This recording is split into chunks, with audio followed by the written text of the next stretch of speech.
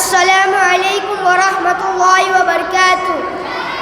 हामिदन व मुसल्लियन अम्मा बाद, अऊज़ु बिल्लाहि मिनश शैतानिर रजीम, बिस्मिल्लाहिर रहमानिर रहीम।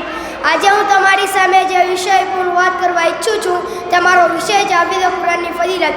કુરાન અલ્લાહ તાલાની છેલ્લી કિતાબ છે અને તેના પોતાના નબી હઝરત મુહમ્મદ સલ્લલ્લાહુ અલૈહિ વસલ્લમ પર નાઝિલ કરી છે અને તેની હિફાજતની જવાબદારી લેતા સૂરા હિજ્ર આયત નંબર 9 માં અલ્લાહ કહે છે, ઇન્ના નહનુ નઝ્ઝલના ઝિક્ર વ ઇન્ના લહુ લહાફિઝૂન। આ કુરાન અલ્લાહ તાલા તરફથી નાઝિલ થયું છે અને તેની જવાબદારી ખુદ અલ્લાહ તાલાએ લીધી છે અને તેની જવાબદારી લેતા જેમ નબીને મોકલ્યા તેમજ ઉમ્મતના તેની હિફાજત માટે વર્ગ તૈયાર કરી જેને આપણે આજે હાફિઝ કુરાન નામથી ઓળખીએ છીએ। અલ્લાહ અને તેની નબીની નજરમાં હાફિઝ કુરાનનો દરજ્જો અને તેનો મર્તબો ખૂબ જ ઊંચો છે।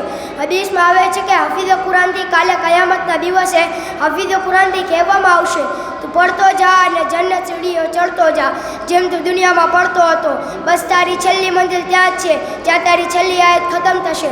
આ સવાબ ખાલી હાફિઝ કુરાનને નથી પરંતુ તેના માતા પિતાને પણ છે।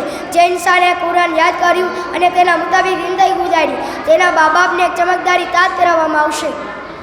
પરંતુ અફસોસ સાથે કહેવું પડે છે કે સમાજના માણસો પોતાના સંતાનોને દીની તાલીમથી દૂર રાખી અને ખાલી દુનિયાની તાલીમ પર ધ્યાન અપાવે છે। બદલામાં નુકસાન એ થાય છે કે લોકો દીની માહોલથી દૂર થતા જાય છે અને પોતાની આખિરત ખરાબ કરે છે। બુખારી શરીફની રિવાયત છે, અલ્લાહના નબી કહે છે, ખૈરુકુમ મન તઅલ્લમલ કુરઆન વઅલ્લમહ। તમારામાંથી સર્વશ્રેષ્ઠ એ લોકો છે જો કુરાન શીખે છે અને બીજા લોકોને શીખડાવે છે।